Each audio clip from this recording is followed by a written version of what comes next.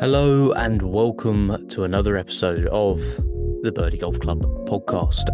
This week we have a fantastic guest. We've got Scottie Pearman, who is a world long drive competitor and just a fantastic personality for golf. And his story is just incredible. So you're going to really enjoy it, as well as sort of some tips as well that will be along the way. So we'll get to that interview shortly.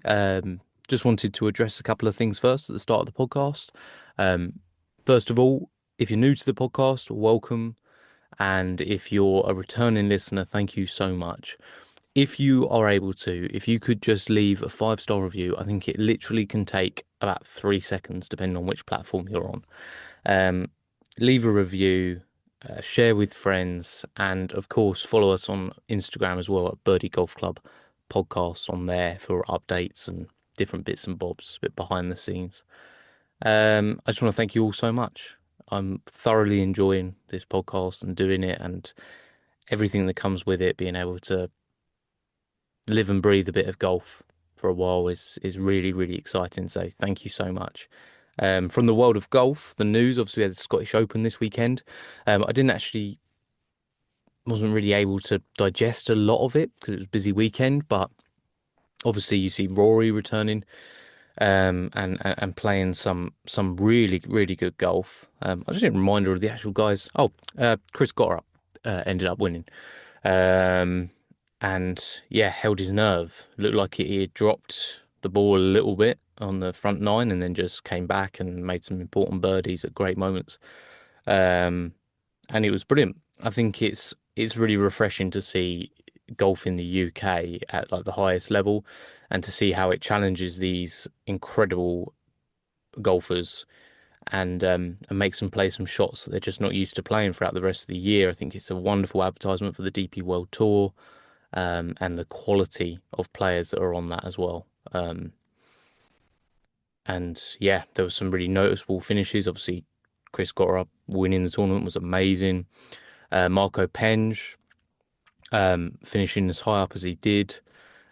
Friends of mine on Halfway Hut actually just recently, I think it was last week, had an interview with Marco Penge. So go and check out that interview as well because he's a really likable fellow and not from too far from where I live right now. So fantastic finish for him. I think Jake Knapp managed to secure a spot in the Open, if I'm right, because he wasn't qualified beforehand. So we're going to get to see that beautiful golf swing um, at Portrush. And as I'm recording now, this on Monday before the Open, you'll be listening tomorrow on the Tuesday.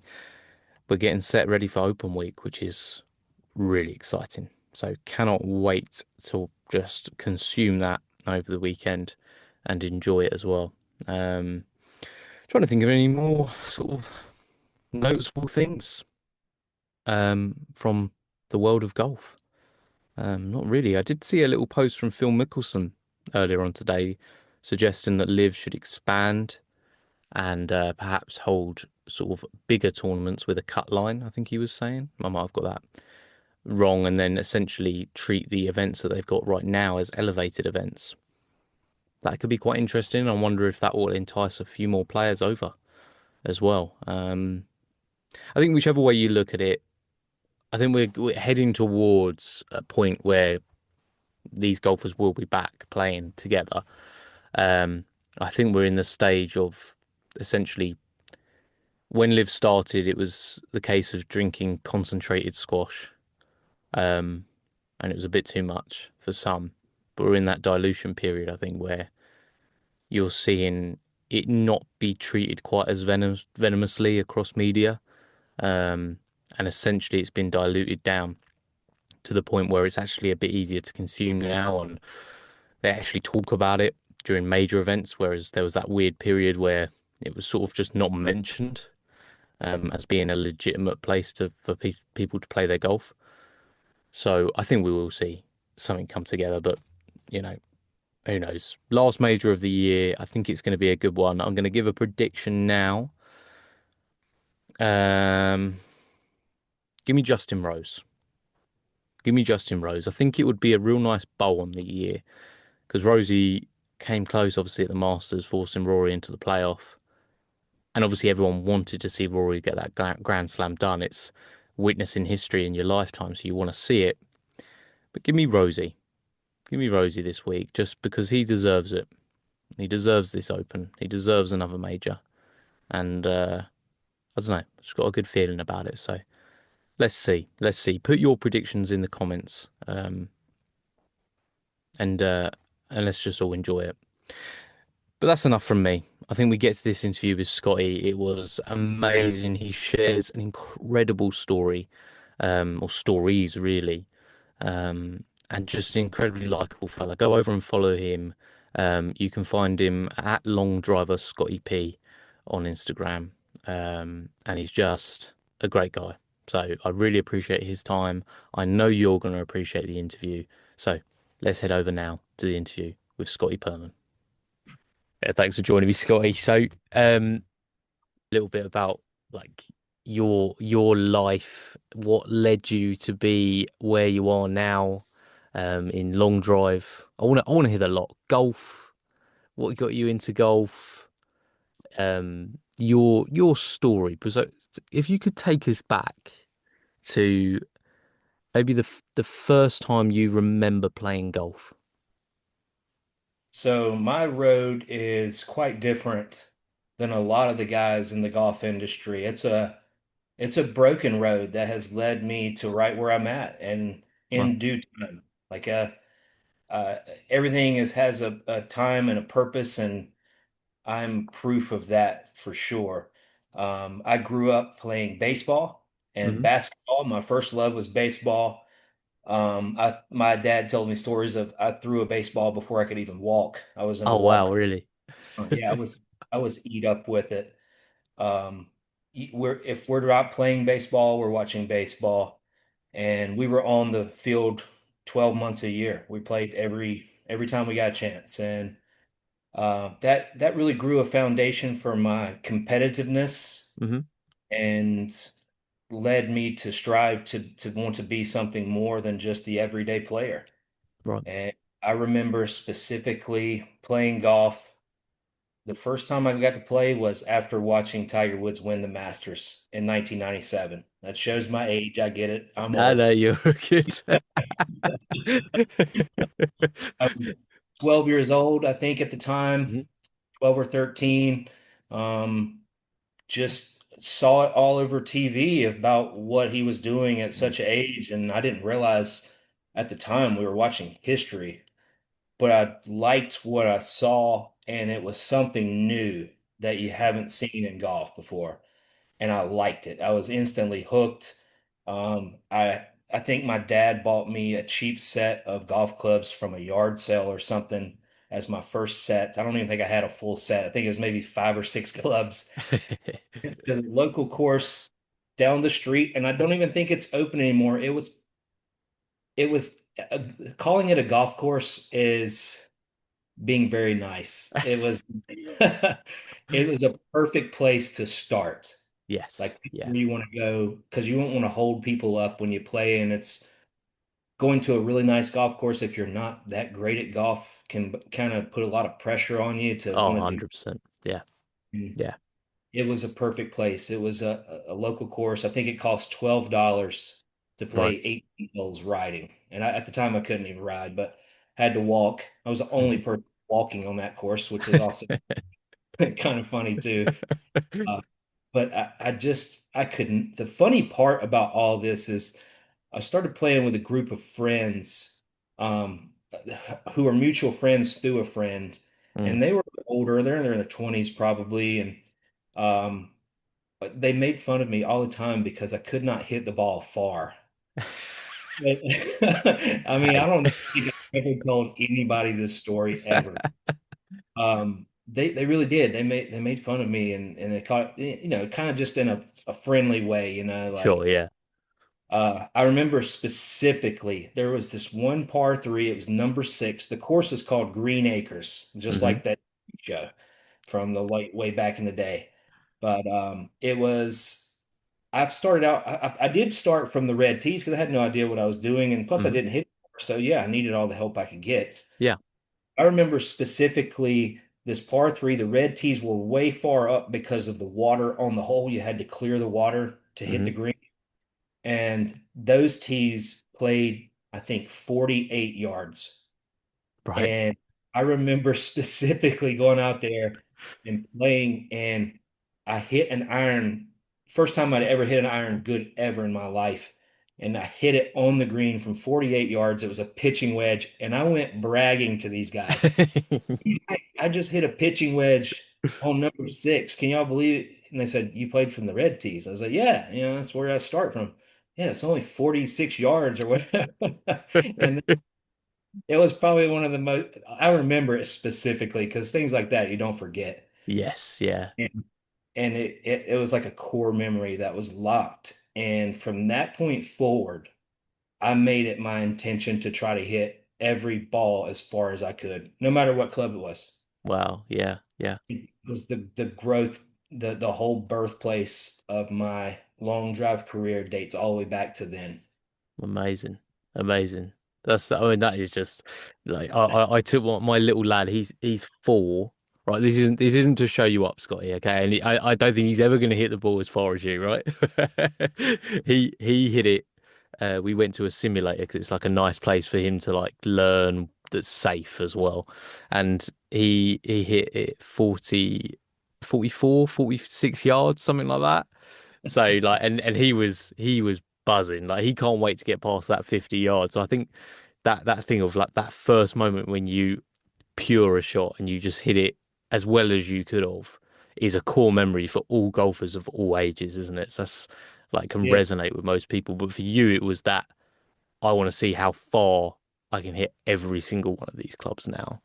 yeah, it was a, I don't know if it was kind of like a manly macho thing that's like, I'll show you guys Yeah, one. yeah.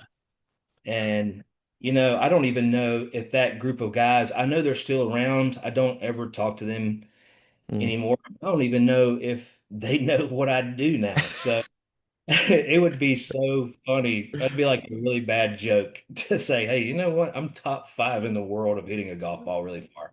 You need to go back to Green Acres and set up the same group and just, still play from the Reds though, Yeah, just. I play just as good now as I would then. But you mentioned your main love was baseball, really Yeah. growing up. So where did that go and where did it sort of obviously I'm guessing stop at a certain point?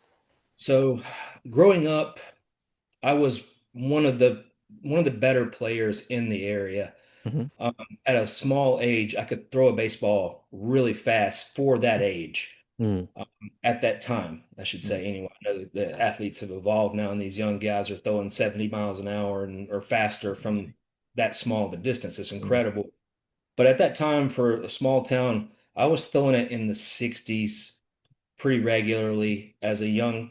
I was always a runt too, by the way. Right.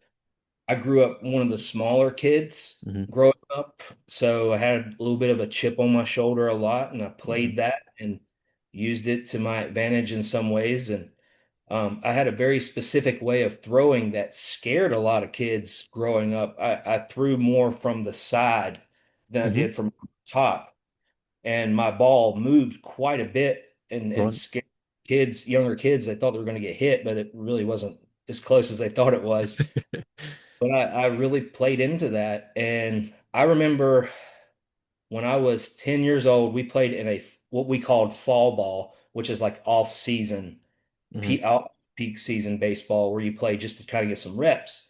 And I remember specifically my dad had an envelope full of copies of my birth certificate because people didn't think that I was the age that I was because of how hard I threw. So he had it in hand, like, all right, here you He was go. prepped, ready. Yeah. Yeah, we used that several times because parents just, they even made a rule in the one league that I couldn't pitch more than 2 innings in a game or something. It was, Oh wow. 90s was different than Yeah. the age we grew up in now. I know it's not that long ago, but the way things have come along in sports, it's night and day from where it was in the 90s. Yeah. I don't know how. popular baseball is over there compared to how it is here, but it's a pretty big deal. We have sort of like rounders, which Okay. is like a very, it's basically like a softball kind of, but not even as good as that. Yeah, we don't do it well over here at all. Weather But doesn't permit that. no, and cricket kind of still is kind of like the more popular thing, but that's kind of quite, it's not elitist, but you have to be in a certain group of people to really get it and kind of grown up in that group. I didn't, so I was useless at it. Just Sure. not a skill I'd worked on at all, you know?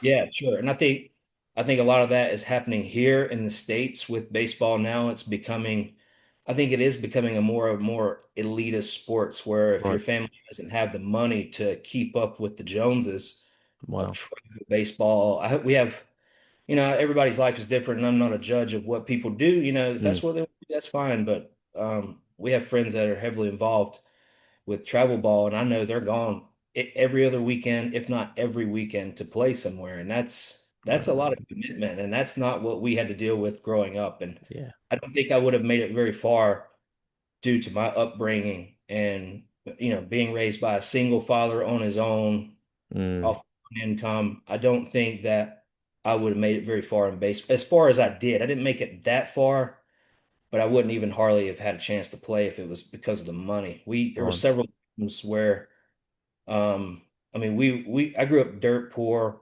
There was several times where my little league baseball was paid for a hardship, where Mm, parents didn't make enough money. They didn't want to turn away kids, so at least they had that going. yeah. And my little league registration was paid for several times just for that, and Right. very thankful for that. Mm, And yeah, that's I made it. My baseball career was kind of stunted because I didn't grow as fast as the other kids. I don't want to say that as an excuse. I know there's small people that make it all the time. I know baseball, you can be big, tall, mm, whatever you want to do. You can play anything. But I never, I had a late growth spurt, right. and it kind of shuffled me out of baseball and more into basketball because I Hmm. enjoyed that. But for instance, my 10th grade year in high school was 2001, and I was 5'2" and about 130 pounds maybe. Hmm. And my 11th grade year, I was 6'3" and about 180 Wow. in 1 year. I So was, I'm still waiting for that year right now. I'm still waiting for it. I it won't was give up. to me, I tell you what. I went from a point guard who was really small in basketball to a 6'3" point guard that was towering over most of the point guards I played against. So it was a real advantage to have that. I It bet was the a lot. schools that you were playing, like from one year to the next, were like, "Who's the new point guard? Like this guy, Yeah, what happened?" like, golly, who's this guy? What are y'all feeding this kid? I finally found what food was like. I was not a big eater growing up. Right. You had to beg and lay down in front of your car for me to try to eat food. But now I'm on a seafood diet. Yeah. I see food and I eat it. Oh, I get it. I love it. And I love food, and I wish food loved me back as much as I love it. But I In mean, your 30s, Scotty, it starts to become difficult, right?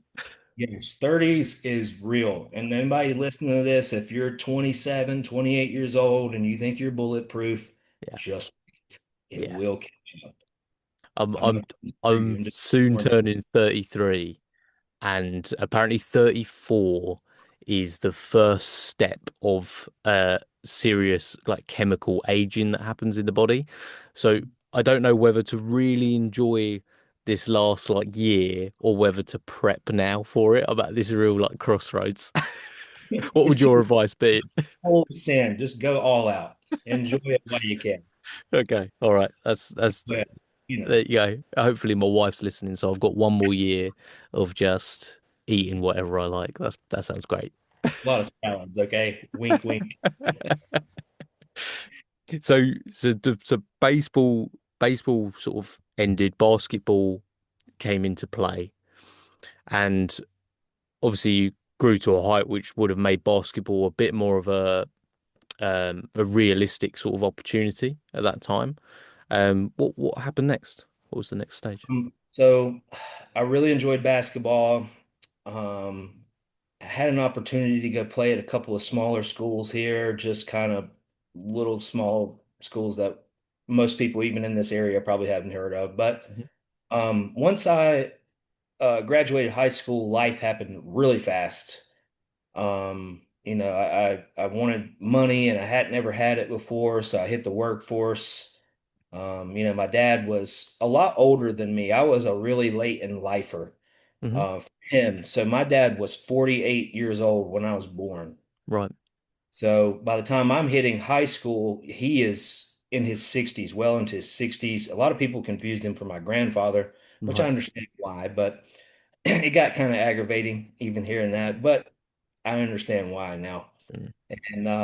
And I had to end up taking care of him up until he passed away when I was 25. Right. And I'm sorry, Scotty. yeah, it's okay.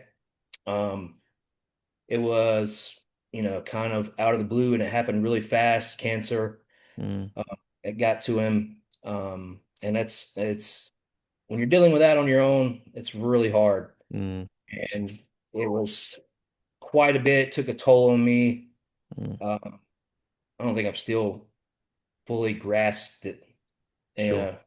uh, fully. I mean, that's been 15 years ago Yeah. in March, this past March. And Um, it's cool that I'm getting to be on ESPN next month for the Jimmy V Wow. Foundation World Long Drive is doing an event to help raise money for cancer research with the Jimmy V, Amazing. and they've partnered with ESPN Hmm. and asked to do that. And we just did the event this past Monday, and it'll air August 17th at 10 p.m. Eastern Standard Time, Hmm. which is Sunday night.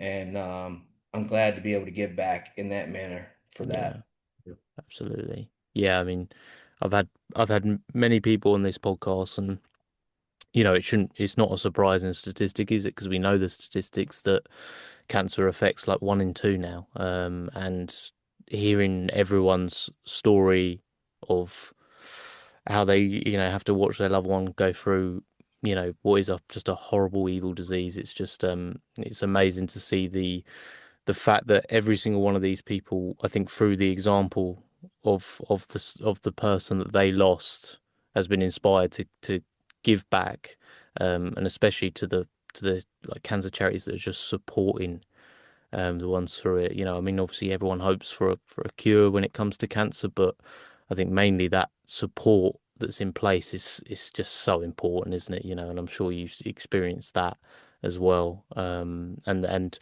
it's amazing to see, Scotty, that you're able to give back on that front as well now. I mean, I lost my dad 6 years ago. Mhm. He had leukemia for 12 years, and yeah, it's a horrible thing to go through. I can only imagine the fact that you were you by yourself with your dad, taking care of him, and um and that put everything on pretty much hold, I'm guessing, other than the essentials of just working to be able to afford living, essentially. Yeah, I my life could have went way different just to Mm, be. So I'm thankful for that. mm. I'm an outlier of a lot of statistics for people who have been orphaned. I know I'm a little bit older to be orphaned, but No, yeah, um, to go through that much trauma and not spiral out of mm, control, it was right there in front of me, and I could have very easily did that. Until this day, I don't know why I didn't, to be honest. Like, I'm not saying mm, I regret how things turned out. I'm very thankful. I'm so thankful. But living through it, it never crossed my mind that something like that was even an option.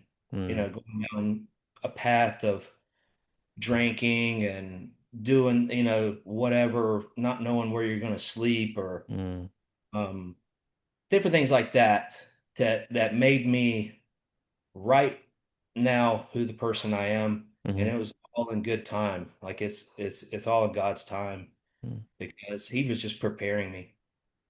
It's amazing. It's amazing to see your fortitude coming through that experience. Like you said, sometimes it can chip away at people, and like a statue, sometimes you can chip away, and there's beauty that's underneath, but obviously some people it cracks and their lives can literally spiral out of control. So it's always great to see someone that has positively moved forward in their life and been able to do amazing things. So after this, when did when did golf come back into the equation? Because obviously you had time to process everything, but when did golf come back in?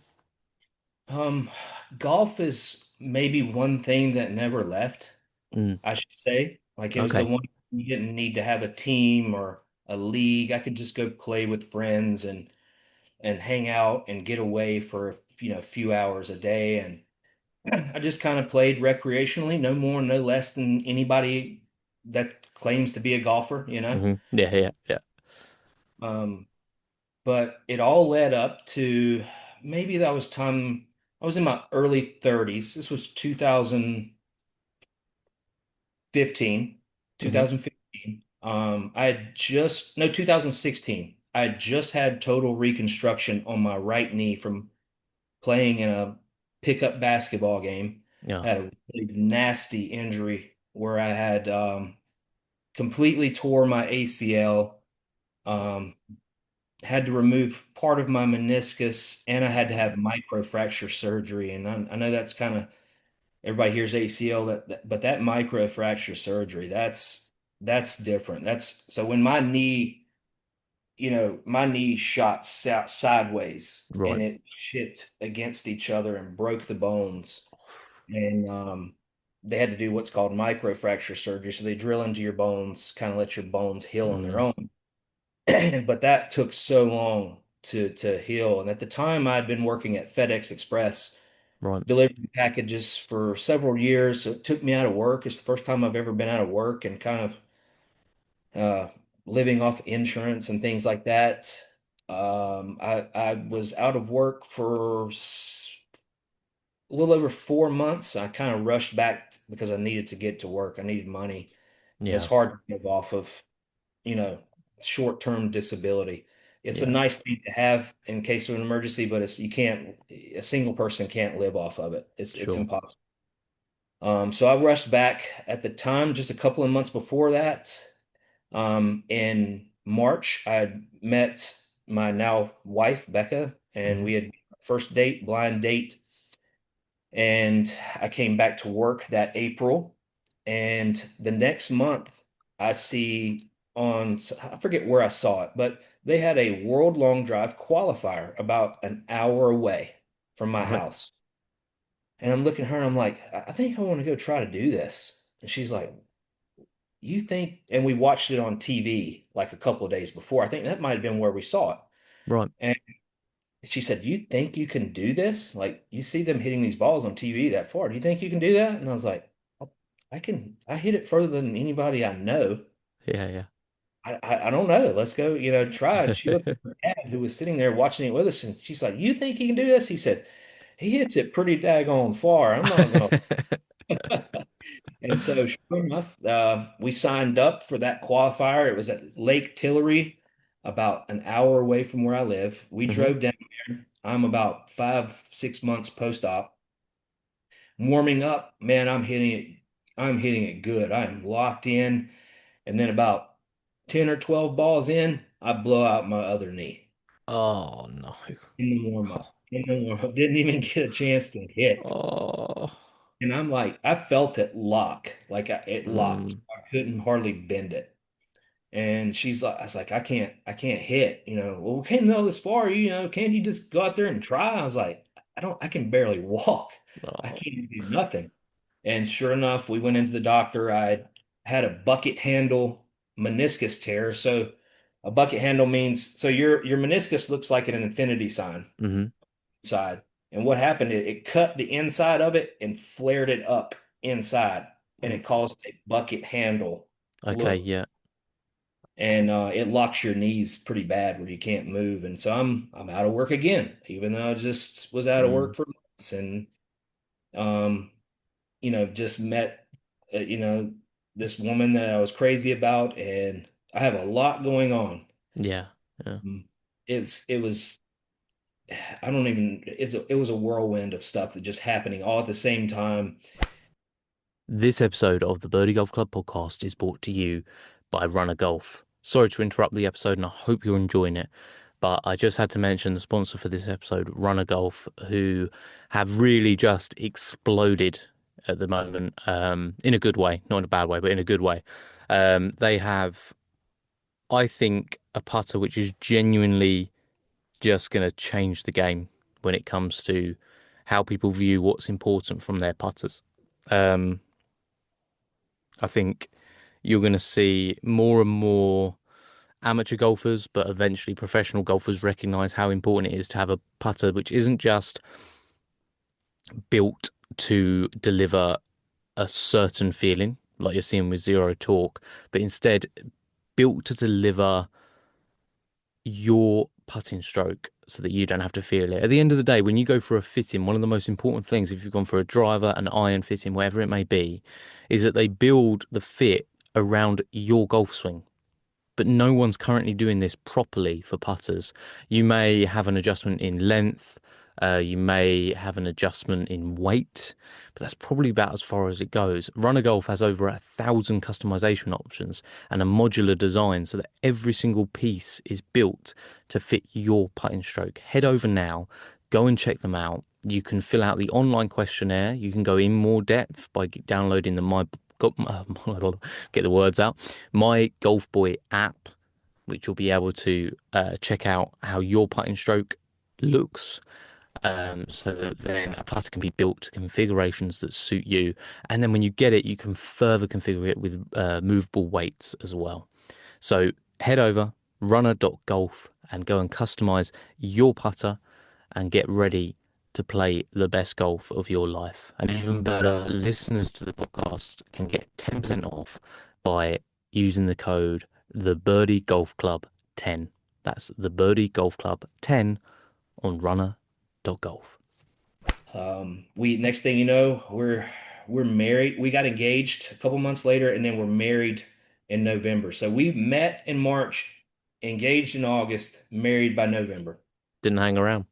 No, no reason to put anything off. When you know, Yeah. and we weren't in our 20s, so we don't got time to play all these games. We're gonna get down to it. We're gonna do this or not. Okay. Yes, yeah, yeah. So we're married, we're about a year in. We are trying to have a kid, and we had a lot of trouble going through that.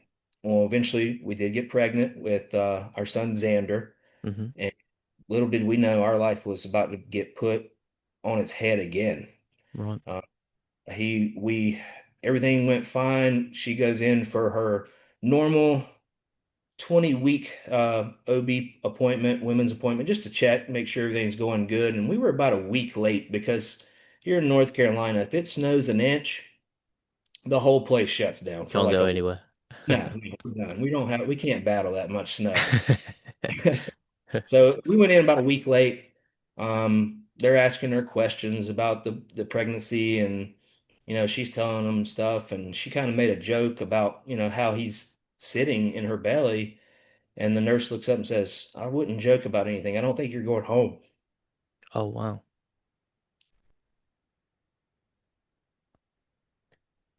Um, It's all right, Scotty. Take your time, mate. Take your time. I'm surprised I made it this long without crying, to be honest. Ah, sorry, mate. I know. It's not good, is it, all this talking stuff through, is it? It's just, it's not good for us men. And I'm meant to tell it. So Yeah. that's what I'm supposed to do. Well, anyway, Xander is, they tried everything they do to stop the pregnancy. He comes a couple weeks later, and he's over 3 months early. So he was a Wow. 20 weeker. Yeah. Average pregnancy, a normal pregnancy should go 39 to 40 weeks. So Mm. he's well over 3 months early, and he weighed just over a pound. He could fit in your Wow. hand. Big. So we spent 105 days in the NICU, which is the neonatal intensive care unit, Hmm. where a lot of babies go. Some for different reasons, but ours was for a really important reason. His survival rate was around, I think it's around 38%. No, it's a Wow. really random number, but just being born that early. Mm, Every day that he would have stayed in would have increased the chances, but his was about 38%. And then about 2 days after he was born, his stomach pretty much exploded from the inside from not being able to start, mm, not used to being used at that early. But they try to jumpstart the system, and his never did, and it just popped. mm, They had to do surgery on him, and he's a fighter, man. He's a warrior, and he made it through this couple of surgeries dealing with his stomach issue, which was very scary. mm. And after 105 days, he beat his due date home by 1 day after all that. Wow. So it was Wow. a lot of stuff was put on hold. Of course. Um, Yeah. Life was put on hold. We were preparing, hoping for the best, preparing for the worst. Mm, But that story right there led to me getting into long drive, my purpose, and what I'm trying to do with what I'm doing in my career. And if you don't know that story, then just knowing me as a long driver is not, you're just looking at the tip of the yeah. iceberg. You Yeah. know, the whole, and I mean, I've been around long enough now where there's people that follow me that don't know that. Right. Even there's been people that's followed me my whole career and have really helped me along the way, and they know what we've been through. But there are Mm, people right now that are listening that's probably known me for a couple years that do not know that. yeah. And it's Well, thank it's thank you for sharing it, Scotty. I mean, that's a traumatic like period. I can't imagine that sort of scenario, you know. I mean, over 100 days, so over, 3 months of, and I'm a dad as well. Like that pregnancy alone is a scary time, but then you add that whole situation into the mix. I mean, that's just, I mean, you're terrified every day, probably going in, yeah, right? But you got to act yeah, strong also. yeah, act strong. We have another young child who's 8 or 9 years old at the time, Mm, wondering what's happening, and we're trying to yeah. explain and leaving, going back and forth. Mm, yeah. Yeah. The lonely drives in between and everything like that as well. Yeah, And because it was a roller coaster, man. Like things can go good and you get a sprig of good news, and then 30 minutes later you could be praying for life. I mean, it's mm, that kind of environment. It changes so fast. You would see there were so many steps of progress only to have 3 steps back in other yeah, areas. yeah, And it's I had never even heard of the NICU. I've never heard the term preemie, let alone micro preemie, which is a baby born before 28 weeks. right. I never heard of any of this. No, no. Never, and then all this gets kind of thrown onto us more or less, and we had to learn a crash course and all this, the lingo and kind of getting the vibes of how things are going, and it was a new way of life for us for Of course. several, even after he came home. It was, the journey wasn't over. I mean, we Mm, praised God for that, letting him get home, but there's no more nurses there at yeah, home. even more scary in many aspects, right? After You you've already, seen what you've seen of all that time. Yeah, yeah, it's I wouldn't wish it upon anybody no, ever. And we saw at the hospital we were at, you're in a room with 3 other kids and our kid. So there's families going in, and you have new friends that become family that you spend time with, and you see good stories mm, and then some not so good ones. some heartbreaking ones. Yeah. Oh, Scotty, I mean, like I said, thank you for sharing it because I know that can't be easy to talk about. And Xander's okay now. He's all right. Yeah. I said all that like it was grim, but he's perfectly doing great. He's Amazing. 7 years old. He just graduated kindergarten, going into first grade.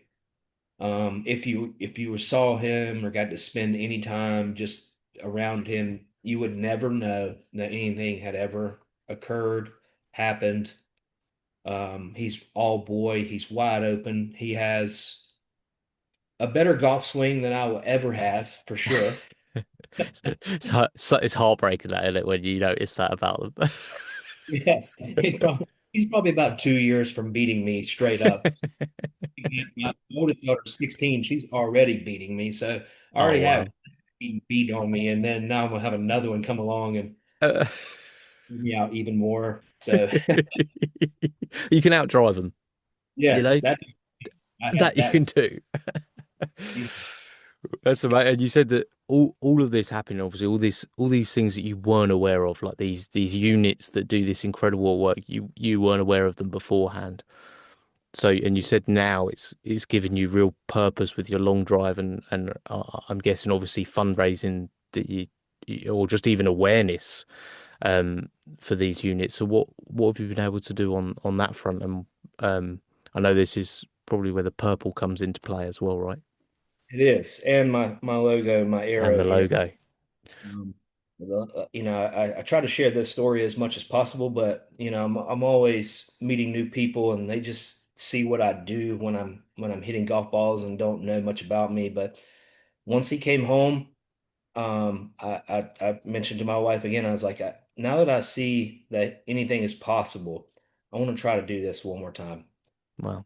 Mm, Signed for my first amateur long drive event. I had no idea what I was getting myself into. Just knew I wanted to try. mm. And so signed up for my first event. That night, I went on eBay and started looking for clubs, and I typed in "main drum driver," and I bought one. I had no idea, if it was right or wrong or what. I just What knew one that was it? an X2 hot. Oh, It great was, club. I won so many tournaments with that club. I wish they would bring it back. I won. So I bought that club. It was an X2 hot. It was a 5.5 degree. So it was a long drive head, Hmm. but it had some age on it because specifically I remember on the face it said like it was etched in the center of the face, LDA Long Drivers of America. So I knew it was from a legitimate long drive competitor at some point. Now I don't Hmm. know who it's from or what, but I bought that club. It had a House of Forged 59 shaft, which was a very popular shaft at that particular time. It was 59 grams at 48 inches. Hmm. And I don't know, I could not tell you anything about specs of it. I just knew it worked. It was good. It was meant to be. And I won so many tournaments. I went and played my first tournament in Wilmington, North Carolina, which is about 3 hours from where I live. It's right at the coast near Myrtle Beach. Most people have heard of that. Hmm. Went down, I won that tournament and every tournament for 2 years as an amateur, never lost, Wow. including two amateur world championships. That's So at that unbelievable. point, I'm like, I think we're on to something here. I think I might be Let's good at this. Yeah. draw. So after the first world championship, I did sign up. I decided to try to turn professional and try the World Long Drive Tour. This was 2019, right toward the end of 2019. So I signed up for my first qualifier, which at the time, that's how World Long Drive worked. You had to do a qualifier, try to get in a regional, so on and so forth. I Hmm. signed up for my first one in February of 2020. A month later, the whole world shut down. So, Oh yeah. I'll just yeah. You know when you sort of try and forget about all that, and then you said 2020, and then oh no, yeah, what so timing? That's unbelievable. 1 month away from Oh. I think I was going to compete in Columbia, South Carolina at Par T, where they held World Long Drive competitions at for quite some time. Mm. Which is very close to my house too. It's only 2.5 hours away, so it's going to be really convenient. But the world shut down. Each state here in the states, they they kind of govern themselves a little differently. Some were Hmm. strict, some weren't. Some were in the middle range somewhere. But South Carolina was one of the more relaxed states on rules and things of that nature. So the amateur league that it's competing in, sorry, my dog is barking You're at all a police. good. I can't hear him. It's fine. South Carolina was where the home base is for the amateur long drive. Hmm. And luckily they didn't shut stuff down. They were still holding events. So I just kept competing. and hoping when the time comes to turn professional, I'm going to be sharp. I'm going to be Yeah. ready while everybody else is sitting on the couch. And Yes. so I Yeah. kept honing my crafts and competing and ended up winning that second world championship in Wow. September of 2020. And the very next week, I was at One Stop Power Shop, hitting in my first professional event for at the time it was called the PLDA, which is now World Long Drive. Right. And Bobby Peterson there kind of saved the sport. It was more on life support than many people like to think. Really. And he loved the sport that much that he opened up his own doors to his own facility and held events in the hopes that once things settled down, World Long Drive would pick back up and then we could move on. And Mm. he like that stopgap. Well, that never happened, and he became, the major league sport of Right. long drive. That's It was interesting. now moved on to World Long Drive, but that was my first real opportunity, and it was a blessing in disguise because the way World Long Drive was holding events previous to COVID, a guy like me would have never gotten a chance looking back at how the rules were. It was Really. such a club. Like you were the in or you can't get in. Like you couldn't Mm. earn your way in unless somebody I don't some weird way. But it Okay. was almost impossible, even if I was as good as anybody in the sport, being that I had no points and no recognition, I wouldn't have been able to get into one of the main events.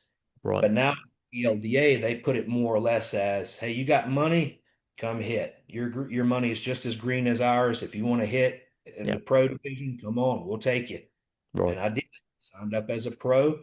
And I remember specifically getting on the tee box with the then world champion, Kyle Berkshire. Everybody Mm. knows him. 6 months before that, I'm sitting on a couch delivering packages. Now I'm hitting on the tee box with Kyle Berkshire, the guy who just won the world championship. Wow. It was, I mean, even though I was still old at that time. I was in my early 30s. It was Mm. still cool to do that, to know that you're up there hitting with the best in the world with Justin James and Kyle, Mm. all the guys who showed up when the sport really needed guys like them to show up. Yes. Yeah. And it was cool to be able to be a part of such a grassroots small thing that has grown into what it is now. Because from the outside looking at long drive, like it seems like it's very character driven as well. Because, Yes, characters, there are because some more active than others. yeah, yeah, I'm sure. Because like golf, I think sometimes can struggle as like a sport with characters, and you have a few, but not many. But it does seem like on that side of things, like whether their character be quieter, but they've got a different nature. There's definitely because of the nature of it, because of the fact you're all hitting balls at sort of similar times and stuff like that. There needs to be that sort of getting the crowd involved, the adrenaline rush. How do you find that side of things? Do you enjoy that? Now more than ever. Okay. I First, I really struggled with acceptance, knowing that I was good enough in my inner self. Mm, I knew I physically could be competitive, but like in your mind, do you know and think that you can do it? And the mm, whole you're worrying about that, it's hard to be anything else other than that on the stage. It's like a blood in the water for sharks. I mean, people can sense that. I can sense it when I'm on the mm, tees. yeah. But here recently, within the past maybe year and a half, I've gotten a lot more comfortable, and which has led to more confidence, and that bleeds out through emotion. Mm, That kind of it shows up on the tee box a lot, especially when I hit good drives and stuff. I know people see that from afar, or maybe don't know the sport or who we do or how it works, and it kind of turns people away. But it's an adrenaline rush when you swing that hard and you square one up and hit it as good as you can. It's yeah. it's it's so fulfilling, and then that's an understatement, really. Oh, I can imagine. I mean, like. swinging at pretty slow swing speeds like I do, when you actually catch one out the middle, it feels pretty incredible and you want to sort of scream anyway. So like, let alone. So what is your? I'd be interested to know. Do you know what your first, obviously as like an adult, your first recorded sort of swing speed was and where it is now? So every once in a while, I'll be looking through pictures in my phone, and I'll stumble across a couple old pictures from when I started in 2019. And Mm, the guy who was helping me out had a place to hit close by, and we go to the range and we use a TrackMan at that facility. I think it was a T3 at that point. It was hmm older ones. mm. I took a picture of what I thought. I was like, this is a great drive. Let me take a picture of these TrackMan numbers. And it was like 141 miles an hour club speed and about 205, 207 ball speed. I think somewhere in that area. Sounds And pretty good. I was so proud. Yeah, yeah. I dream of that, but yeah, sure. Looking back now to where I'm at, I'm pushing almost getting close to 235 miles an hour ball speed. And now looking back at 205, I'm like, God, why are you so happy about that? You're always embarrassed. Did you delete that photo now? You're like, no, just get rid of that. I'm hanging on my wall just to remember, like, That's just true. don't forget. Yeah. I love the fact that you're slightly embarrassed of that number. I mean, that is like ridiculously quick. So what would you say like's been the obviously I'm guessing repetition has been part of getting better as well, just hours into it. But what would you say has been like the key factor to your increase on that ball speed? I mean, it's a huge amount of increase. And I can date it to one thing, and this is going to sound so cliche, but it's 100% true. I've started listening more to my body. Okay. And what I mean by that is if I don't feel like hitting golf balls, I don't hit golf balls. Mm, To the gym more. I take care of my body more as far as doing more stretching and trying to eat as good as I can. I do live life on the road quite often. And so yeah. convenience kind of trumps sometimes eating healthy and I try to make the best decisions I can, but I'm human. I like to enjoy different foods Yeah. and stuff. So I'm not going to sit here and act like I'm on some strict diet. Sponsors is Bojangles. So I mean, I if was you've gonna ever had say I saw the sponsor. I thought, well, you got to take advantage of that sponsorship every now and again, right? it's the description out there. Everybody else looks too much like a wrestler. You're a power man. That's what I I like. like to be fueled properly. And I mean, seriously, just not forcing the issue of going through the motions of, hey, I know my job is hitting golf balls. Mm, You need to go to the range and practice today. You need to go practice tomorrow. If I don't feel like it, I don't. And that right. has been the biggest game changer for me because you always hear the old adage of practice like you play. You always hear this growing up. You want to practice hard, and I do. I'm efficient with my practices. Don't get me wrong. I Mm, put the intent there when I'm there, but I don't go anymore just to go through the motions of hitting 100 balls or 200 balls a day just to get in some reps. mm, That doesn't do me any good at my age. Now, maybe somebody that's 25 getting into the sport, they need to get some work in. But I have a very unique ability to flip a switch.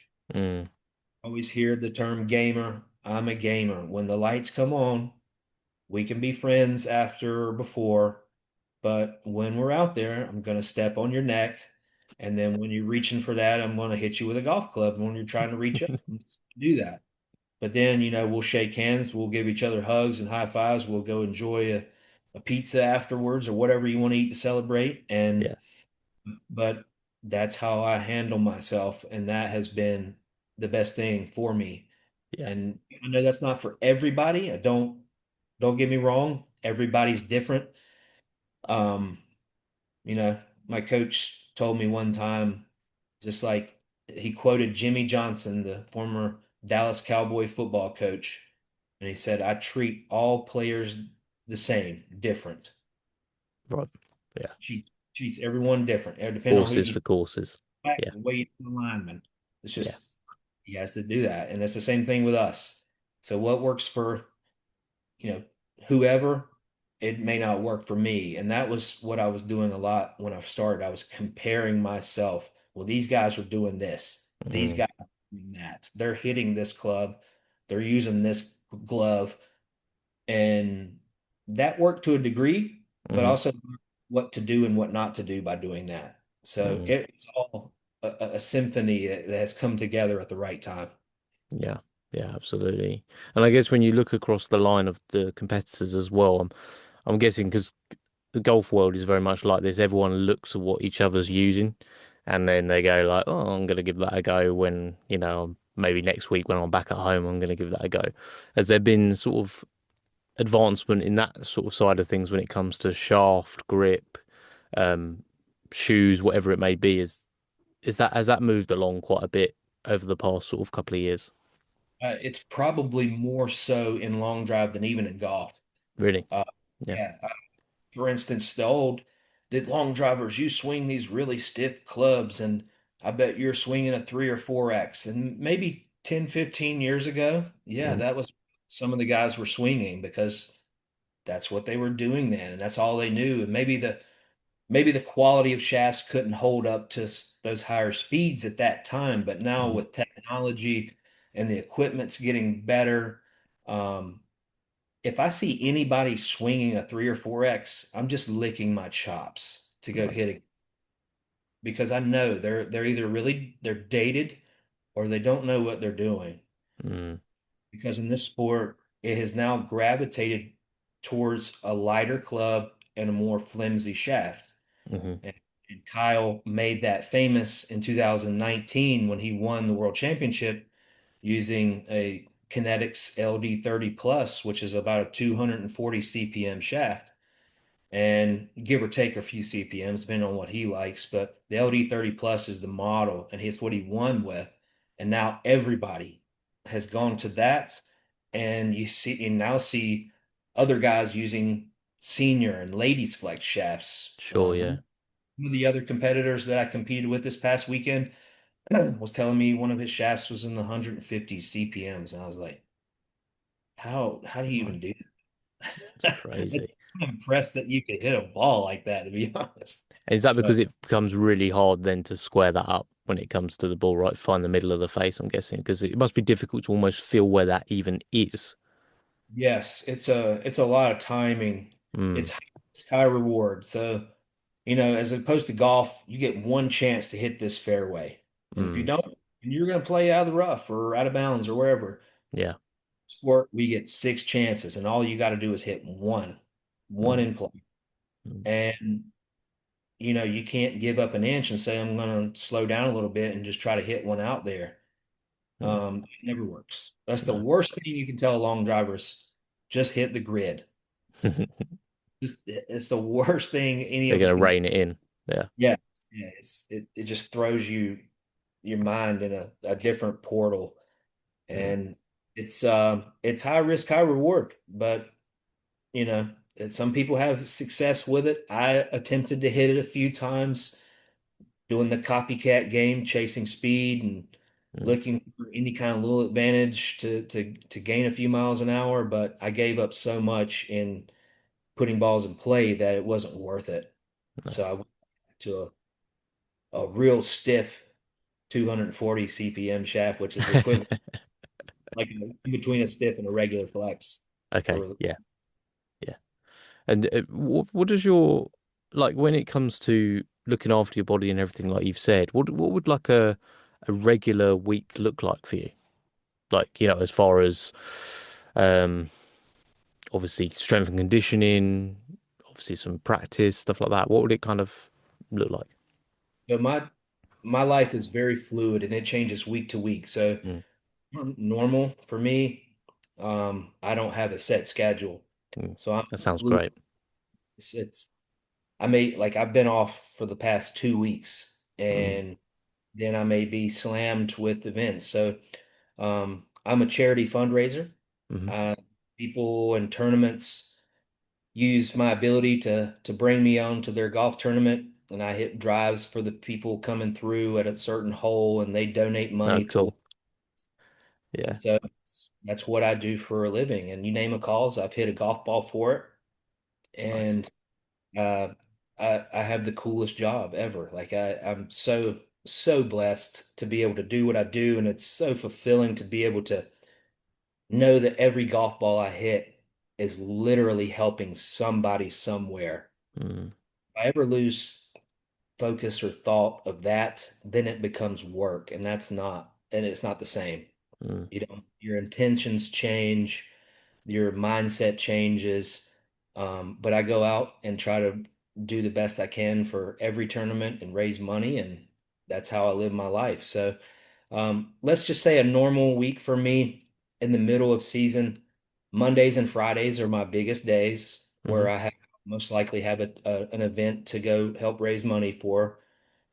Depending on where that event is, I may have to drive the night before so I can be up early enough to hit in the tournament, and then I'll just drive back home and get home really late. So it's about a day and a half worth of work. Right. Then I'll have a few days off in the middle of that.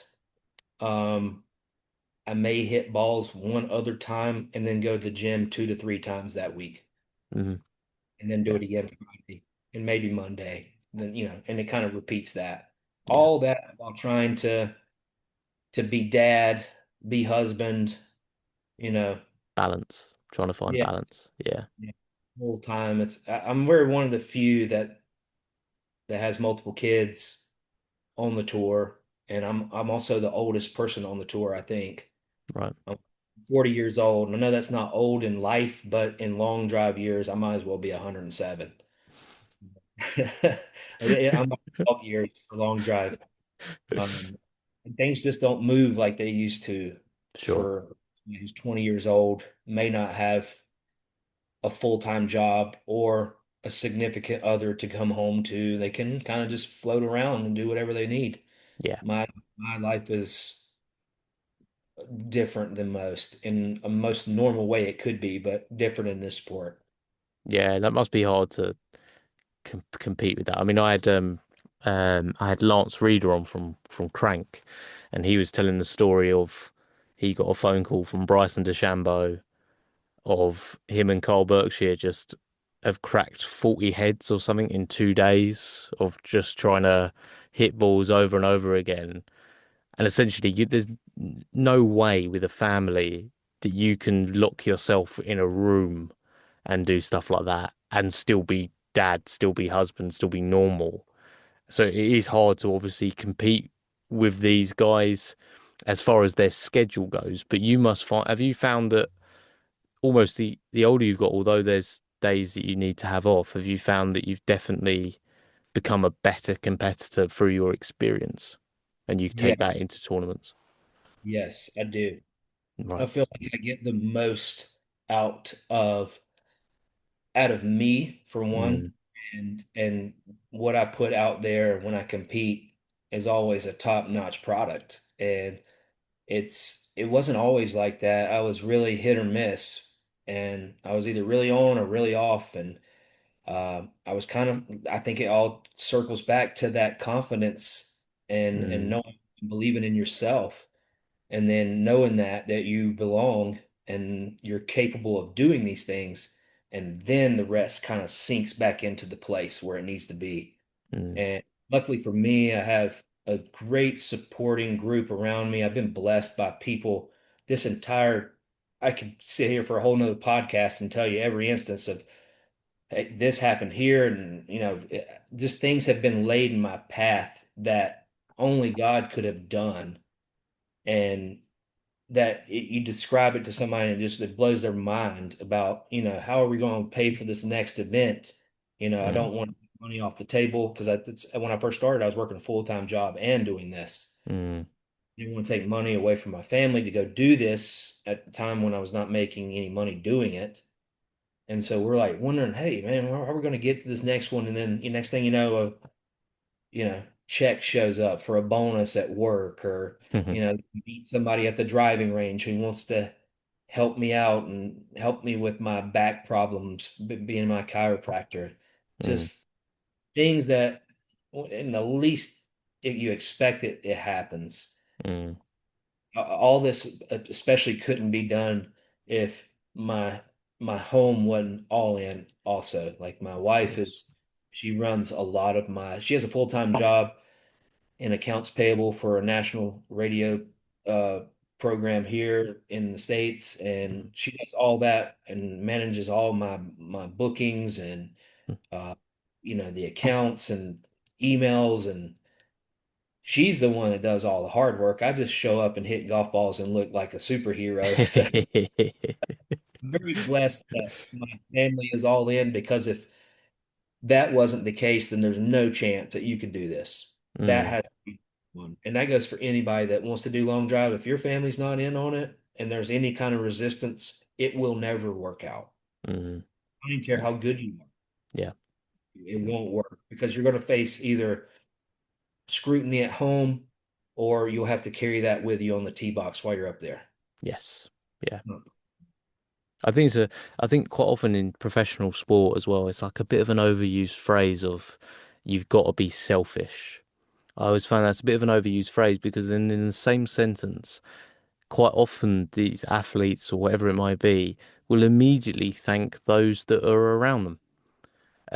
And that comes from also gaining strength from those that are around you. If they're not in place and if they're not there helping along the way, and like you said, if they're being detrimental to that because they're not on board and they might have perfectly legitimate reasons for doing that, then they wouldn't be, the athlete that they were. Like you were saying, if your family weren't supportive, you probably wouldn't be doing long drive. You'd be Yeah, no, doing your regular job that you were doing because that would make them happy. But that obviously isn't the case. So that collective, like you said, is just so important, isn't it? When you're pursuing a career like you have with long drive. it is. I mean, you see all these times, these tournaments where these guys in golf win and then they show the wife and they're holding the Mm, baby and things like that. You don't know, none of us really know what that woman has had to go through for that mm, man to go out there and do what he did.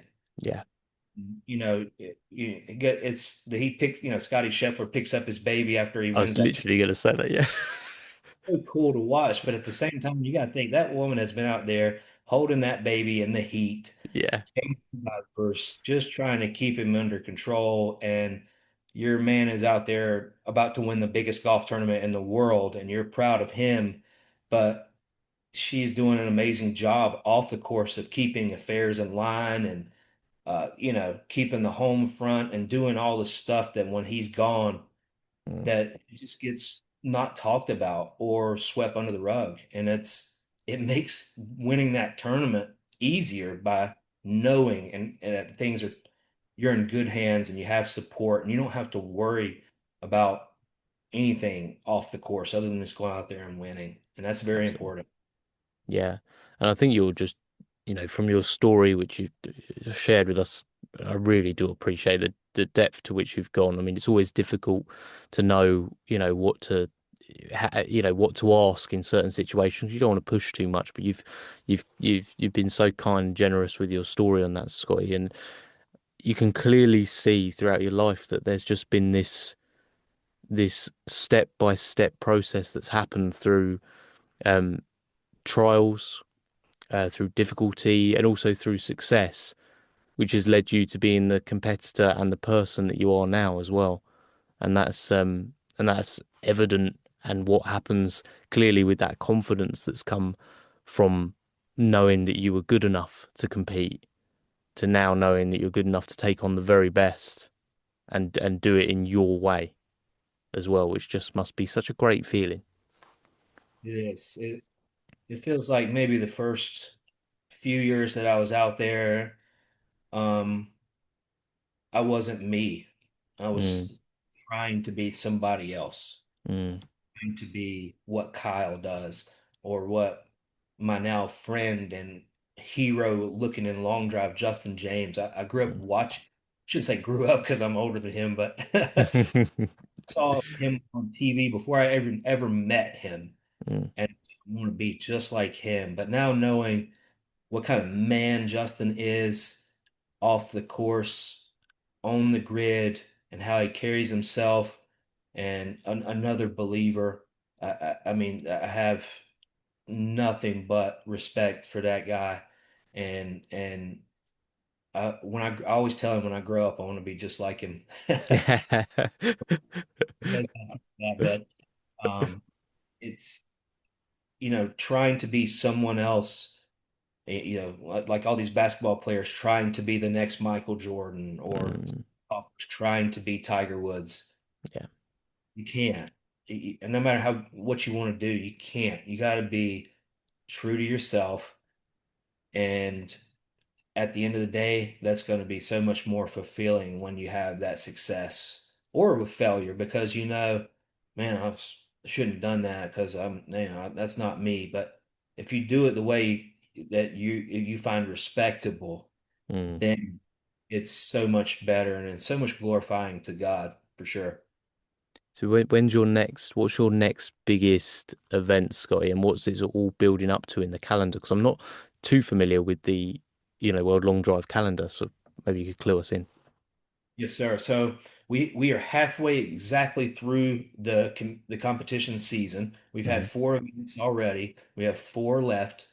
The next event is the first weekend in August. It will be in Memphis, Tennessee, Hmm. and probably the hottest place on earth if you've never been there. Okay. It is hotter than the desert. I don't even know how it's possible. We will hit there, and then the final three events are all at the same location. I think this is probably the first time this has ever happened. They will all be in Denver, Colorado. So then there will be last two tour events, and then the World Championship, the last event, will be all at the same grid. I've never hit out there during this time of the year. It's always been early in the year when we've gone to Colorado. Hmm. I do know the ball does go about 30% further there. So So thin air, right? Yeah. yeah, see some long drives. We will probably see somebody get close, if not go over 500 yards there. Wow. I hit my longest drive at that particular location in 2022. I went 475 out there. Wow. Um, it was, I've never seen a golf ball hang in the air that long. That's insane. It looks fake. I've never seen anything like it. Do you know what the carry was on that? Like on I that have no force? idea. No. I had no idea it was even in bounds. I couldn't see that far. I mean, out where you can't see it. And I'm just looking back to the ball caller and is it in or is it out? I Yeah. can't. Oh, it's in. It's 475. And I went, 475? Yeah. So I'm sitting there like, man, that is the longest drive of the whole tournament. Yeah. And I'm just that was my first ball of the set. I'm not a good first ball hitter, Right. statistic. Um, if I've been known that if I do hit the first ball in play, I win like 90% of my sets. Okay. I, I'm not generally that good, so I've been working to get better at that. But that ball was hit ball one out of six. And I'm like, well, I got five more bullets to play with here. Let's get five. Yeah. Let's get to that 500. They were swinging so hard. Well, I did hit another ball good, and I'm not sure if maybe the wind had changed or something, but I went 475 and I got beat by 21 yards. So I mean, imagine what can you getting do? and You then just, some blows, it hits the longest drive in that association's history wow. against. I wasn't even like mad either. I was like, man, 475. The whole time I'm thinking I got beat by 21 yards. That's disgusting. That's Yeah. disgusting, isn't it? Yeah, yeah. So yeah, I'm part of history in some sort of way, if you want to look at it that way. Absolutely. Yeah. I mean, that's just crazy. I mean, that's just not your day, is it? I mean, it is your day because you hit that drive, but it's just not. That's, long drive is. that is the perfect example of long drive. It doesn't matter how good you are, Mm, it doesn't matter how fast you are or how long you've been in the sport. Anybody can get beat anytime. mm, And that doesn't sound realistic to some people, like, oh, whatever, it's easy for you to say that. But this past weekend we were in Connecticut for the fourth event of the year, and the guy that I was hitting against, Brendan Flynn, we broke into sport about the same time. We have a lot of history. He has not, I could be wrong on this, but I don't think all weekend he hit a ball over 400 yards. right. He makes it into the match play, and we're the first round against each other in the final eight, one versus one. And Brandon goes 411 in the second ball. And I hit a great shot. I'm over here screaming and going crazy. If you've ever seen me hit, then you know. I'm going crazy, and they call back 406. And I'm like, I don't know if I can hit a ball any better than Oh that. no. And so Brandon goes on to beat me and 411 to 406. The thing about long drive, it is not a perfect science. They, Mm, get into the final eight. It's one versus one bracket style. You move hmm on, win or go home. If I would have hit against anybody else in the final eight, I win. I hit the second longest ball of the final eight, and I'm going home. mm, It's people who I think some hit 360, 370, and I hit one 30 yards by that, but I go home. yeah. It doesn't matter. It's all about you got to have some luck of the draw of who you're hitting against, when you hit against them. Mm, Brandon beats me at 411. The next in the final four, he goes out of bounds. So he doesn't even hit one in and then goes home. So right. it's like, It is just classic knockout yeah, format. Do you think the format is could do with tweaking, or do you think it's kind of the best it's ever been? this is it needs tweaking. Mm, Know it needs tweaking because it doesn't show a good example of who the best hitter is that weekend. It shows you who's the best hitter for that 15 minutes, mm, but and that's not a shot at any of the guys who won because I've won in certain formats too. So yeah. it's not to diminish anything that anybody has accomplished, but let's say I'm the number one seed, or Kyle, or any of these top guys are the number one seed. If they don't hit one in and you move in and just hit one in, you beat them. And then Mm, the next guy who was supposed to face the winner of Kyle, he doesn't have to face Kyle. He faces some Cinderella story, yeah. and that probably shouldn't have won. And now he wins that match and he's in the finals. Hmm. So it just kind of it's about who you hit against, when you hit against them. The best way, I've always been told, I always ask, why do we continue to do this? Mm, These particular reasons. And the old adage I get is it's better for TV, better for social media. I mean, it's the same thing that people have been doing for 30 years. mm. Probably like we're still kind of stuck. I wish we weren't so stuck in the ways. The best way, and this is my opinion, and I think a lot of hitters would agree with me if you took a vote, the best way to do it is once you get to the final eight, Hmm. then you put four people on the tee hitting at the same time. The two longest drives move on, and two people go home. Okay. Yep. That way, you don't get somebody hitting a freak ball, Hmm. Of hitting a rock or something out. Anything could happen. course. And Yeah. then, like for instance, Brandon, not against Brandon, but he hit a ball against me. If I hit against anybody else, me and him move on. Yes. Yeah. Yeah. You split them up into two groups of four. Two people move on, two go home, and then you make a new four out of the two winners. Yep. Two people move on, two people go home, and then you got one versus one for the championship. Yeah. And then it is what it is It at is that what it point. is. You don't Y- get kind of screwed or anything by a bad, 2 minutes. You still can kind of, you don't have to beat everybody, but you got to beat two people. Because I've seen one where there's like a trio hitting at the same time. So is that at the championship? Is that at the final sort of like That win? is more of a double elimination style. So if there's ever weather and our tournaments are cut short, Mm, they go to a double elimination style to you still get to hit, a certain amount of balls, but it goes faster. So you can do it in less time. And okay. so Rion, like the Canada event that we were just at, um, it was a double elimination style. So you got three people hitting, two people move on, one goes to the loser bracket. Okay. Yeah. It fills up a loser's bracket, and then so if you do, you let's say you have one really bad set and you don't hit one in, and two people beat you, you can still make a run through the loser bracket, but Hmm. it's harder. Yeah. Yeah. Makes But it sense. is, it kind of eliminates somebody maybe not having having their B game when they're normal A player. Yeah. You don't Yeah. get screwed for a bad 2 minutes. You can still kind of make hay. Like it's the weird part is what you guys see on TV, the one versus one. We never do that at any point in the competition. Hmm. It's a whole different game. It's like, you know, playing. If you had the NBA, the basketball, and they played a full court game and it's Mm. tied or something, and you played horse to see who wins, Yeah. that's the equivalent of what we do.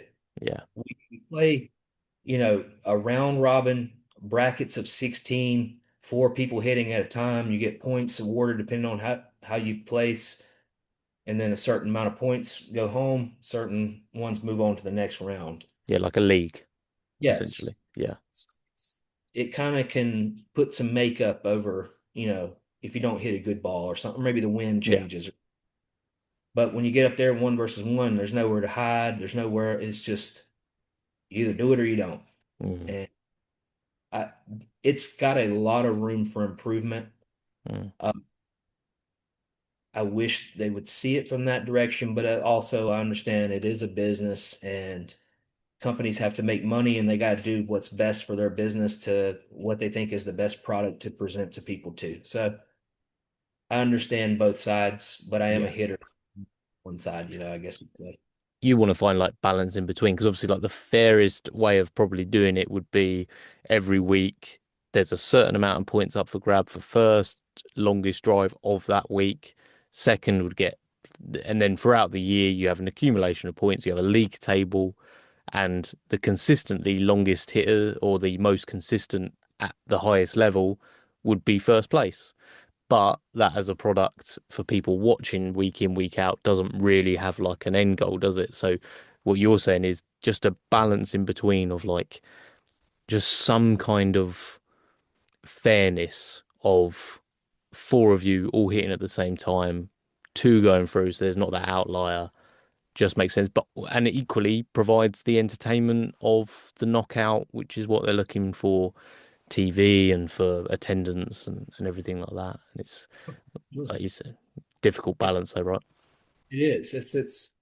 It's like they almost want it to look like golf with one person hitting at a time on TV. Sure, yeah, yeah, Not like it's not. I mean, it's yeah, using the same clubs, the same. We're in the golf field, but it's different. There's more mm, emotion. You need more stuff going on in this day and age. People want on demand. They want action. They don't want to see people walking down the fairway. More or less, they want to see you hitting the shot, right? yes, yeah, More people up there hitting, there's more stuff to watch. Oh, I'm looking at him. I'm looking at him. I can look at anything and see. yeah, Here in the States, if you watch the NCAA basketball tournament, there's 4 or 5 games on at a time. right, yeah, And you have it on split screen, and we're watching 4 or 5 basketball games looking at scores. It's the same kind of thing. You want to have more action, more stuff, more entertainment going on. yeah. I think there should be some kind of because there's often been a thing of obviously, and Bryson obviously coming into long drivers, there's been this thing of like, okay, but these guys hit it a long way. How do they perform on a golf course? I think a perfect just coming to my mind now, thinking of entertainment and golf, and you look at someone like TGL. TGL would be a far more entertaining product if on every team there was a long drive guy. I agree. I mean, how instantly I'm tuning in to one, watch the guys that play pro golf watch you guys hit balls. I think that would be entertaining in itself, like seeing their reactions. But also some of those holes, then you could make them. The whole thing is ridiculous. Like the holes they're playing with, like lava and all this stuff. Like let's go if we're gonna go crazy, which is kind of what they're wanting to do with it to be an entertainment product. Then I mean that would be awesome, right? Yeah. I think it's a good idea, but it's so early that there Mm, should be some stuff that kind of makes it a little more um, unknown. Maybe like, hey, we don't know what's going to happen here. Let's watch to see if this long yeah, driver is going to hit 500 yards, or if they put in, an amateur, regular, everyday guy yeah, to yeah, yeah. put on there. It's like, people are watching regular guys play golf on YouTube now. I know, And yeah, it just YouTube golf's huge now. Yeah. it's huge. It's like if I wanted to watch regular golf with my friends, I'd just videotape me and my four buddies. That's what people are doing now. They're just doing it. They're just like, I'll start it. It might be a bit late, but I've known that 20 years ago, we'd be sitting on millions. that is the bad thing, isn't it? When you look back at that sort of like growth that that's had now, and like credit to those guys. I mean, they just, they're killing it. They're just they thought this is entertaining for me. It's going to be entertaining for someone else, and they've got. I mean, you literally got guys, whether they want to or not, like Wesley Bryan, stopping playing tour golf and do a YouTube golf. And it's an actual option. Yeah. But whether or not they would, I think they would be additive to something like TGL as well, because they've got an audience and they would bring in a crowd. But yeah, I can't get that thing out of my mind now. I want to see you on one of those teams just smashing drives. Would be so, That'd be awesome. and also it'd be also great to see you have to then take the alternate of a wedge in your hand, a wedge in your hand from like 220. Yeah. Decent golfer. I know the old adage is, Oh, I didn't say anything. it's every video we post. It's like, oh, you imagine if this guy could putt, and I was like, well, if you want to bring some money, let's go try it out. If you want Yeah. to, So do you get out on the course much at all, Scotty? yeah, maybe once or twice a month. Okay. And Yeah. to do that really is because my kids play. So if they want to go play, I'm going to go play. Yeah. If somebody, hey, we got a scramble here. You want to come play? I don't remember the last time I've played a competitive round or like a tournament round of golf. I can't remember the last time. I just Yeah. scrambles or go play with my friends or kids, and we have a good time. I carry about, I think it's a five. I'm a five handicap. Nice. Yeah. I am. I have no expectations when I play golf. Yeah. I'm just happy to find my ball, Of and I don't practice. So why would I course. get if I don't hit a wedge shot inside 10 feet? I just Yeah. don't practice. I carry two clubs in my long drive bag. It's a driver and a 7-iron. Right. Clubs I hit. I mean, I Yeah. warm up with a 7-iron and then switch right to a driver. Um, And if it's not a driver or a 7-iron, you might as well go to a who casino. knows? Yeah. Yeah, that must be really difficult to dial in distances and stuff like that. Like you said, just going with that, just there to enjoy it. I think Yes. there's something in that for everyone, though. I think, plenty of people that listen to this podcast that are in a similar boat to me. I probably play like t twice a month would be sort of maximum, just because, work, kids, family. It's just not. It wouldn't be viable to do much more than that, really. And like yourself, you're a busy guy, so twice a month is a good month of golfing. But to go there with that low expectation, you end up playing better anyway. Yeah, and I don't get as mad. I enjoy golf a lot better and enjoy my friends being there and it's little things that you probably overlook early on in life. Mm. And that means more to me now than let's go out there and try to win a tournament or do anything like that. Yes, yeah, yeah, yeah, absolutely. Yeah, enjoy the people that you spend time with, 'cause that's one of the precious things about golf is that you actually get to enjoy that in a sporting environment. Not many sports where you can do that, is there? No, not at all. I play golf with my best friend Matt quite often. We go play once or twice a month, and Mm, he plays a lot more than I do. He's really good at golf, and it keeps me competitive, trying to keep up with him. And yeah, at the same time, he probably finds it enjoyable to watch me try to drive greens and yeah, pull off shots and things like that. So, yeah, yeah. I think we're sort of both sort of part of that last generation of sort of people that are able to be competitive without it spilling over to a WhatsApp group afterwards of complaining about how competitive we are with each other. I feel like that there's a next generation down where they don't really have that same mindset. I've noticed it's a bit sort of, softer maybe with as far as competitiveness. I think if I'm not competing on something when I go to play a sport, as much as I'm there to enjoy it, it doesn't have that same sort of like feeling. But equally, the moment it's over, like you were saying earlier, the moment that's over when you go on, and do long drive, you shake hands, grab a beer, whatever it may be, it's all good. And it's yeah, interesting that that seems to have maybe skipped a generation in between. I don't know. It's all much more sort of like tentative, and it's just interesting, isn't it? yeah, it is. I see that more and more, going to my daughter's junior tournaments and things of that nature. Like the I don't see as much competitive drive Mm, younger people. Not that they're not trying their hardest. I don't mean it that way. It's just they do it in a little different way yes. we Yeah. do.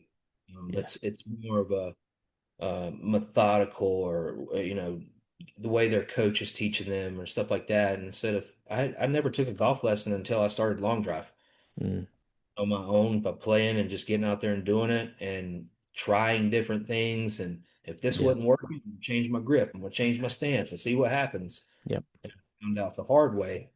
But now, most of the younger kids are already starting out with lessons and very Mm, nice clubs and things of that nature, and that's fine and everything. But you almost lose a little bit of the work, the forged in the fire kind of thing, like yeah. trial Back by up going. against the wall.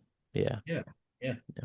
Yeah. Um, it's been one of the hardest things in helping out my daughter play golf is Mm, because we're wired so differently in our own way, and there's nothing wrong with that. I don't mm. mean that any kind of shot, but she's a little bit more laid back, and I am high intensity and like, hey, let's do it this way. And it even got to the point where like, she couldn't understand if my words were coming from me as dad or as a coach. She's like, Yeah. personal. I was like, you got to understand when I'm talking to you about golf, like when I may say something really dry and say, hey, you got to do this and try that. It's not that I Yeah. don't, it's not that I don't care what you're doing. I'm just saying as more of a professional level between two competitors, not as a father-daughter thing. But then, you know, we have to have those father-daughter talks too on the rides home, even after a good round or a bad one. And Yeah. uh, yeah, that's something that you're never prepared for, no matter what. I get it. Yeah. Me, not just by her, but it's taught me a new angle of how to talk to people in general. Mm, It's got a new perspective on it. So all you girl dads, you know what I'm talking about. It's an experience, and I love going to watch her play. I don't know if she knows that or not. I try to let her know that, but mm. thinks maybe I just tell her that to ease the tension, maybe. But I really do enjoy going out there and watching her. I feel like I'm in the foxhole with her. Like Yeah. she hits a good shot, I get discouraged. She hits a great shot, I'm fist pumping, and I'm right there, battling the fires with her. And I just that's just the way I am. And if you're on my team, we're going out together, one way or the other. We're gonna win. We're gonna go out swinging. Yeah. I need to take some lessons from you, Scotty, because I'm coming off a weekend of my 8-year-old daughter sort of crying when I beat her in a game of Monopoly. So um it didn't end well. Just didn't end well, I mean, I did bankrupt her, and it was what it was, and she lost. Life. So I'm not flavor of the week this week, and she says she's never going to play Monopoly with me again. So Until next time, then she wants to beat dad, and then she'll be yeah, back. I think it's an important life lesson for her. Yeah. But yeah, my son gave up. He was like, he's 4. He's like, yeah, I don't care. I prefer playing this where I just get to all the money. I'm like, yeah, we're not doing that this time. So yeah, I completely understand that it's a whole new equation being a girl dad. But Scotty, I mean, I just want to thank you for taking the time to just sit and talk with me. You know, meeting people like yourself is the reason why I started this podcast, you know, because it's just people I wanted to talk to, fascinated by their story in the game of golf. And long drive is a part of the game of golf, obviously, and it's one that needs to be, I think, brought more into the fold of golf as well. Yeah, I think I don't say this just because I am a long driver, but the game is going to a distance game. Mm, Uh, Margins of errors and percentages of shots happening. I think looking back in the future, they're going to look back and say we should have probably looked into these long drivers a little sooner to yeah, try to learn something. I mean, it's kind of like, going to the circus and asking the strong man, how do you lift that? How did you yeah, pick that car up?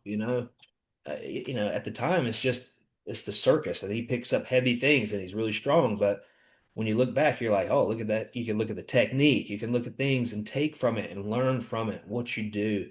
And that's where Bryson has made such a big influence on yeah. taking it to the golf arena and implementing it into his Mm, everyday game.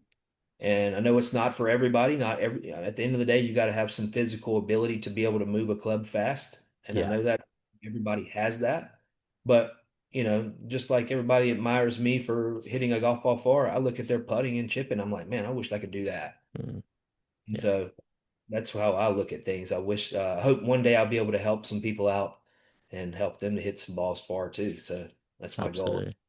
Yeah, I guess it's like a parting thing for the listeners. Could you give just maybe 1 or 2 tips if they want to hit the ball further? Just as an amateur golfer, what would you say are the like easy wins that they could do? Easiest thing you can do, and it's something that even I do to this day, is hit the center of the face. And I mean that is it sounds so elementary and it sounds cliche, but the center of the face, striking it more often than not, is going to add distance and help with accuracy. Hmm. Every time I warm up, every time I hit balls, I have impact tape and I Hmm. put it on my driver and I hit sets of 6 balls. And the only thing I worry about is putting that dot in the middle of the face because Yes. I Yeah. know the speed's going to be there and the confidence will build. But if you're hitting the center of the face, then you know you're standing properly from the ball, close or far back, however you want to do it. And I don't even need a track man. If I see that I'm hitting it on the toe, I know that I'm doing this. If I'm hitting it on the heel, I know I'm doing it that. I don't even need it's cause and effect. Face awareness, everything. Yeah. Yeah. Is the easiest thing and it doesn't cost any money to do. Yep. You don't have to do it. I mean, as far as paying for less, of course, get once you get to that point, get some lessons and stuff too. But for an everyday golfer, if you go to the range and worry about hitting the center of the face, it will make up for the lack of speed that you may or may not have. Yes. Yeah. Yeah. Yeah. Love that. Love it. Just tell everybody that, and I know it kind of sounds silly coming from somebody who hits it far, but it's very important for me too. I like it because it's not too technical. Do you know what I mean? Sometimes you'd be like, well, you know, if you can get to here and you can lag, you know, all this stuff. Like it's just for amateur golfers that probably aren't playing a huge amount of golf. That's just an easy win, like, and something they can implement, like you do. That 6 balls, they could do that on the range before they go out and play, and at least Sure. it will give them some awareness of where they're striking that day. Yeah. Yeah. For somebody starting out, that's more of a tip for somebody who's playing. Mm, For starting out, they're just getting in the game. Maybe they're going to the driving range. Maybe they played 2 or 3 times in their life. mm, Learn to hit it as far as you can now, mm, because trying to teach somebody to hit it further is harder than me trying to teach you to hit it straight. mm, You either can hit it far or you can't, but most people we can fix the direction. Yes, That's yeah, easy. But saying, I want to hit it 30 yards further. Well, good luck. I mean, yeah, 30 yards is quite a bit, you know. So yeah. if you can learn to hit it far at the very beginning, Hmm. you can teach you mechanics to straighten it out, but they can't teach you that raw ability to move the club fast. Yeah, so swing fast from the Mm, start. Yeah, in kind of like a ready, fire, aim, not ready, aim, Mm, fire.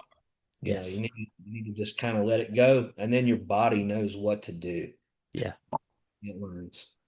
Yeah, one thing I've started doing recently is just I've got like a speed sticks and I'll put the lightest weight on before I go out and play, and as part of like my warm up, I'll just swing as fast as I can just to engage those like fast twitch muscles. And I'm obviously not swinging that fast on the course, but instantly your body's like primed and ready then for like just swinging that bit faster, just going for it. And that's been a big help. So what best analogy I got for that is your brain is like a cell phone Mm, and it has apps on it. And your app to swing slow is downloaded right now. And mm, what you're doing by taking that light speed stick out is you're saying, all right, I'm going to delete this slow app and I'm going to download the swing fast app in my brain to get it to know to swing fast. yes, yeah, It's that way. You're just you're tricking your brain to think in a different way than it was used to. And love it. that's that's high territory right there, my friend. So Yeah. keep it. I'm trying to. I'm trying. I'm trying to bring it down. I'm a 10 at the moment. I'm trying to get down to towards your handicap as sort of quick as I can. But I think it's there. I think it's there. I think most people that are tens can get down to that sort of like that sort of 5-4 territory, and then it's another step to get towards your scratch. That's when reps and everything like that come into it. But that can be later on when my lads, when my little lad's old enough to need me to come along with his membership, then I'll do what I have to do. Yeah, that's what you must do. Scotty, thank you so much again. Where can people find you? Where can they? So I do a lot of my stuff on Instagram, Long Driver, Scotty P. I have a Facebook, LinkedIn, YouTube. I have several different accounts, but the main ones are Facebook and Instagram. Hmm. I keep everybody up to date with where I'm going, what I'm doing. I have a website, scottypearman.com. Hmm. Visit it. There's more about my story on there, some of my statistics, things of that nature. It's probably best to find on there.